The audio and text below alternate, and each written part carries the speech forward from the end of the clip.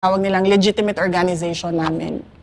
Galit sila kasi hindi ko pinapayagan yung ganun.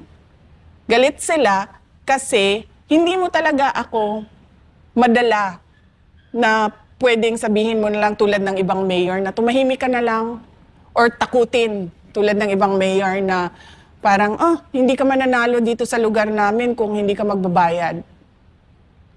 Sa akin, hindi. Okay na matalo ako. Hindi lang ako sasama sa kausa, sa cause ninyo. Pero bilang mayor ng Davao City, gaano kayo kakritikal dito sa mga sa mga organisasyon na to?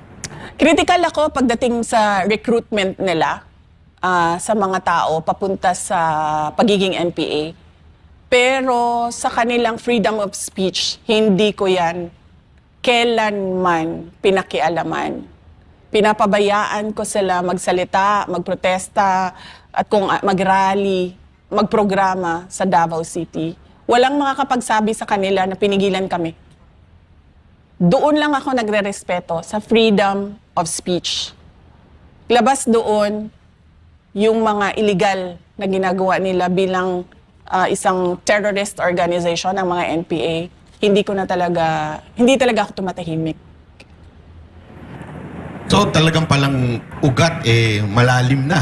Ika nga, Sa Makabayan, malalim. yes. Sa Makabayan. Kaya ito ang pumayag ng kay Martin na kayo ay pa-impeach. Hanggang ngayon, sila pa rin ang namumuno sa impeachment ninyo. Yes, kung makikita nyo, meron silang endorsement. And when ng you were impeachment. mayor, masasabi mo ba na yung confidential funds mo noon nagamit dito? Merong portion, hindi lang kasi sa terrorism ginagamit ang confidential funds. Ang confidential funds, lahat ng national security issues na kailangan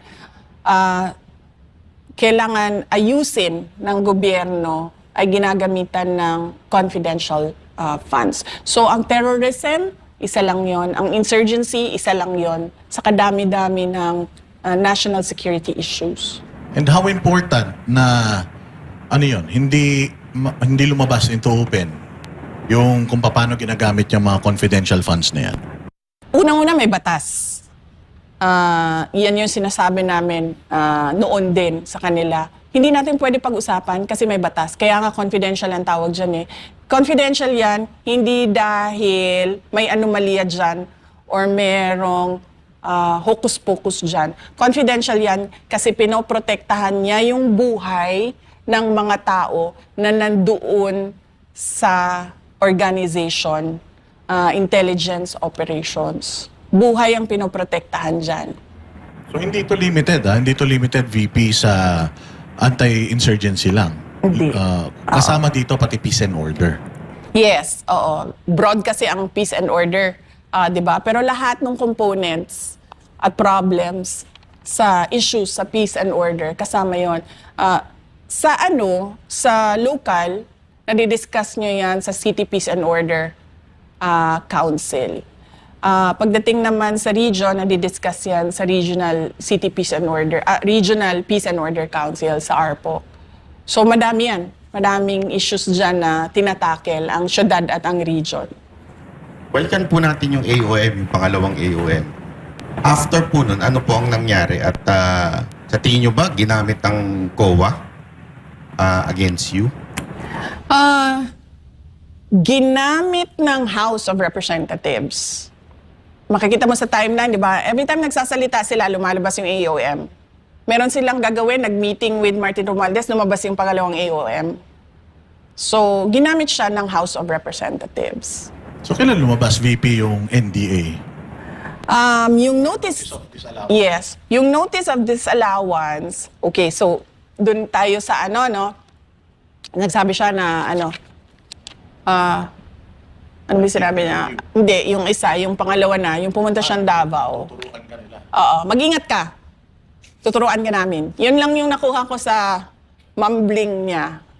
Mahilig kasi siyang, makikita niyo sa footage mahilig yan lumapit sa akin at gumaganon, bumubulong. Baka naman di pumambling nyo, baka ngumumuya lang siya. Actually, pareha sila, no? Kahit yung asawa niya mahilig din magbulong-bulong, Napapansin mo pag, hindi ba? Pero itong dinner nyo na yan or yung inyong nung lumabas kayo, may mga pictures ba kayo dyan o proof na nagkita talaga kayo? Malamang meron niyang mga pictures. Wala kasing media doon eh. Kaya walang public na photos. Pero maraming photos na galing sa mga private individuals na nandun sa restaurant. Kasi hindi naman pinasara yung restaurant eh. Maraming tao doon. Pero natatandaan nyo, VP, bakit siya nando doon sa Davao? Eh, di ba usually ang presidente, pag pupunta siya sa mga lugar, meron silang inaatinan na something.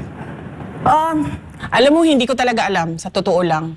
Hindi ko alam kung bakit siya lumipad doon sa Davao.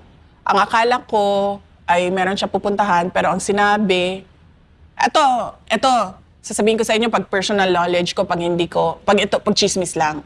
Okay? Ang narinig ko, natulog siya sa bahay ni Anton Lagdameo that night. At ang narinig ko, may away sila ni asawa niya, ni Lisa. Ito yung time na wala ata si Lisa, pumunta siya abroad. Ito chismis na lang ha. Hindi ko alam kung totoo na may away sila, hindi ko alam kung totoo saan siya natulog. Okay. Na-outside of Colombo pala si PBM. Kasi nakakapagtaka lang, di ba? Usually nga, pag pupunta ka sa isang lugar, Announce yan. announce at saka merong event. Pero ito, unannounced, tapos wala namang formal na, parang yun nga, formal na dinner, parang niyaya lang po kayo, hindi ba? Oo, dinner lang yun. Wala Dito po siya kayong nagmambol. wala po kayong pinag-usapan except yung bulong. Doon sa dinner, wala. Doon sa dinner, hindi kasi na ako nakikinig kay BBM kasi hindi ko, basta alam ko lang pinag-usapan yung shrimps, pinag-usapan yung rice field, yun ang maalala ko. Meron pa kasi ibang tao doon sa table eh. Hindi lang kaming dalawa eh. Oo, so meron pang mga ibang tao doon. So, okay, so ano yun? Pagkatapos yun na tinanggal yung budget ng Office of the Vice President. Tapos, from January to July of 2024, makikita nyo merong mga spurts of impeachment na usapan. Dito yung 11 days nilustay. 11 days nilustay ni Inday Sara, ganon. Inday Lustay. Kaya dito yon, paulit-ulit yon. Ito yung height ng media attack nila. PR attack nila. Tapos, July 19, 2024, nag-resign ako sa DepEd, kung maalala ninyo. Kasi, sinabi ko naman na, pinakialaman nila yung budget ng Department of Education, ng House of Representatives. Hanggang ngayon, di pa nasasagot yon. Kung maalala nyo, sinabi ko, chinap-chap nyo, pinaghati-hatian nyo, inattach nyo yung listahan ng mga pangalan ng mga congressman sa GAB. Hanggang ngayon, walang sumasagot doon na. Tapos, yung bang kawalan ni BBM ng sinseridad sa kung ano ba talaga ang solusyon sa problema ng bansa. At yung mga promises niya na hindi niya tinupad, tulad nung 20 pesos ang bigas. Na sinasabi ko, nung sinabi niya yon, alam niyang nagsisinungaling siya. Kasi alam natin lahat na hindi pwedeng ibaba ng 20 pesos ang bigas. Kahit sinong rice farmer, middleman, sinong may-ari ng ektaryang palayano, di mo kaya. Ma'am, nabanggit niyo yung pinirmahan para sa mga congressman. Ito yung parang allocation nila para sa DEP. So, ibig sabihin, hindi lang pala sa DPWH, hindi lang pala kung saan-saan, pati sa DepEd, pinakikialaman nila yung pera. Yung school building program, yes. Na sinasabi ko lagi, hindi pwedeng kunin ng House of Representatives ang budget ng school building program. Kasi, ikaw na congressman ka, ang prioridad mo, dahil politiko ka, ay boto. Diba? So, ilalagay mo yung paaralan na yan, yung classroom na yan, kung saan ka makakakuha ng advantage sa boto. Sinasabi ko sa kanila, hindi pwede yun. Bigay nyo yan sa Department of Education, doon sa regional directors, doon sa superintendents, doon sa mga principal. Kasi sila yung nakakaalam talaga ng totohanang pangangailangan doon sa baba. Madaling salita, hindi po kayo nag-ipin, kaya medyo nag-init talaga lalo ang ulo ng mga to sa inyo. O hindi talaga. Hindi ako papayag na babuyin nila yung trabaho ng Department of Education. So naisip ko, since ganyan ang ginagawa niyo sa budget, tapos ako pa rin yung aatakihin ninyo, kasi walang ginawa yung Department of Education, kahit meron naman, kahit ginawa na yung matatag agenda na susundan na lang ng lahat para merong accomplishment yung administration, sabi ko, kayo na lang. Kayo na gumawa niyan, kayo na ang pumirma niyan. Ayaw ko pumirma. Ito po ba yung dahilan kung bakit walang natayong masyadong classroom? Ako, hindi ko alam sa kanila. Hindi ko alam sa kanila at saka yung pagda-download ng pera sa local government unit para sa para sa pagtayo ng mga classroom. Galing sa isang politiko, congressman, ibigay mo sa isang politiko, mayor, governor, ano mangyayari doon? Boto din, 'di ba? Boto ko rin ang uunahin ko. Kasi politiko eh. Ang politiko naman hindi yan kalahati. Siguro ang politiko, sa mga kakilala ko, merong mga 100% nag-iisip ng boto lang. Meron dyan 75% nag-iisip, okay 25 para sa kaayusan ng lugar, 75% para sa boto ko. Ganun ang mindset ng politiko. Paano ba ako makakabalik sa posisyon ko? Ang mindset ng politiko. Paano ba ako makakabalik sa posisyon ko? Nung umalis ka sa Department of Education, hindi mo ba naisip na pag iniwanan ko to, magagawa na nila yung mga gusto nilang gawin? Versus kung nandito ako, mapoprotektahan ko pa yung kapakanan ng mga estudyante at saka ng mga proyekto. Totoo yan. Naisip ko yon. Sabi ko, kung aalis ako dito, hindi ko na magagawa yung tama. Ang problema kasi, the previous year, 2023, doon nila inattach yung listahan ba nila ng paano nila pinaghati-hatian yung school building program.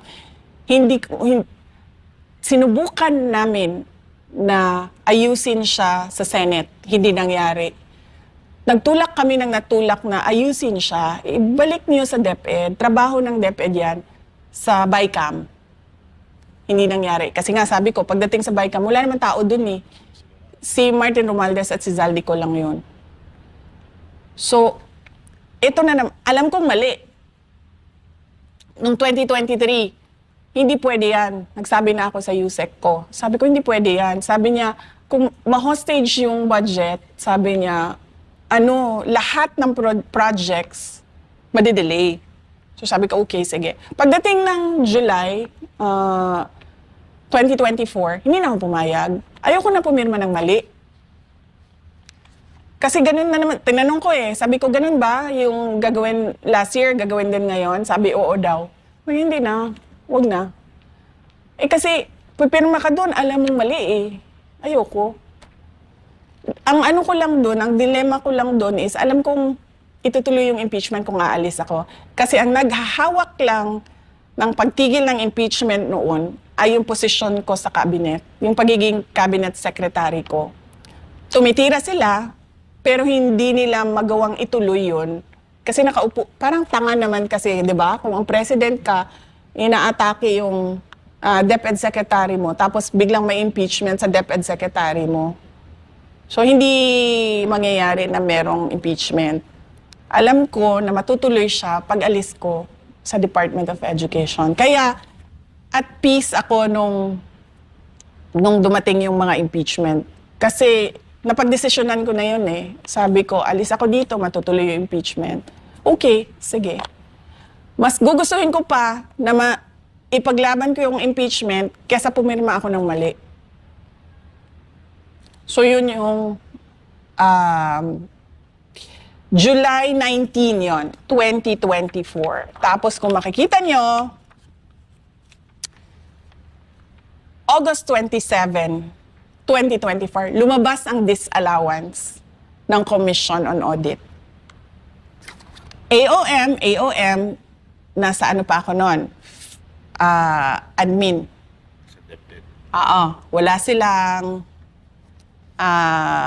pa silang ebidensya, so gamitan natin to ng AOM. Umalis ako sa DepEd, nag-resign ako, lumabas ang disallowance. O, ito yung ebidensya nyo. So yung pangalawang AOM ang nag-trigger nung notice of disallowance? Halo-halo na siya eh.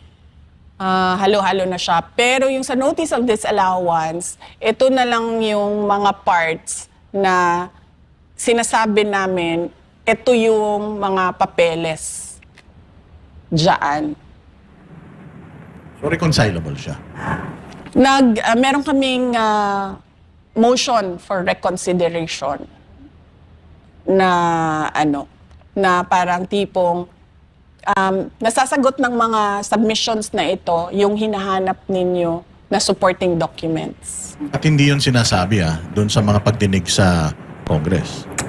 O syempre hindi, kasi hindi sasabihin yun ng House of Representatives. Even nga yung credit notice ng Department of Education sa confidential funds, malinis na naayos yung submissions. Hindi nila binabanggit yan. Syempre, ang kasi ng House of Representatives ngayon, sirain yung pangalan.